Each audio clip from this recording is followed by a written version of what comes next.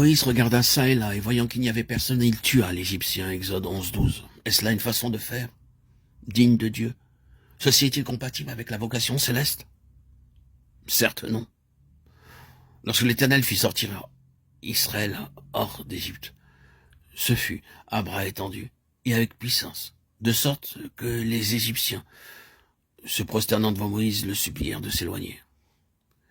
Gardons-nous de supposer que Dieu peut être dans l'action douteuse, celle qui oblige à ses regards inquiets à droite et à gauche, ni en quoi que ce soit qui ne supporte point l'éclatante lumière de sa présence, lumière transparente comme le cristal.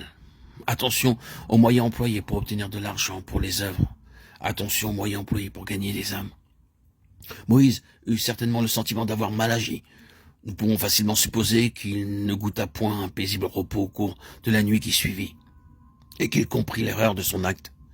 Il comprit qu'il ne pourrait point sauver Israël par de semblables moyens. Comme Moïse, nombre d'enfants de Dieu se précipitent tête baissée dans l'action avec leur propre force, leur pensée charnelle, leur propre sagesse. Aussi, les âmes restent sous l'esclavage du péché et du monde.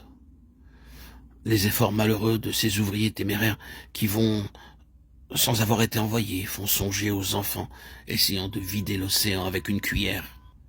Alors, devant tant de souffrances, tant de péchés, faut-il rester les bras croisés? Demandez-vous peut-être, certes non, mais il faut d'abord que la vie soit en harmonie avec la pensée de Dieu. Ensuite, travaillons avec lui, mais jamais sans lui. Dieu et Moïse pouvaient faire sortir les enfants d'Israël hors d'Égypte. Moïse tout seul ne l'aurait jamais pu. Lorsqu'il sortit le second jour, Moïse vit 2 Hébreux qui se battaient. Il dit à celui qui avait tort, « Pourquoi frappes-tu ton frère ?» L'Hébreu répondit, « Qui t'a fait prince et juge sur nous? Veux-tu me tuer comme tu as tué l'Égyptien ?» Et Moïse eut peur. Exode 2, 13, 14. Il venait d'être atteint en plein cœur par l'une de ces flèches qui semble lancée par la main de Dieu.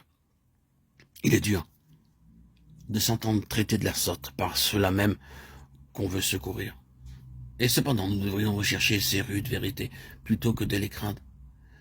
Si nous voulons vraiment soumettre nos vies à celui qui les rendra sans reproche, car nous ne voyons pas nous-mêmes. Quiconque ne peut supporter un autre point de vue que le sien n'atteindra point le sommet où, avec Dieu, il verra les choses d'ici-bas comme l'Éternel les voit.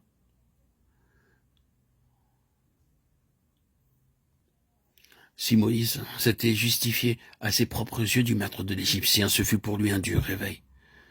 Pour cet homme qui vidait une querelle personnelle, point de différence entre lui et Moïse, lequel voulait délivrer Israël.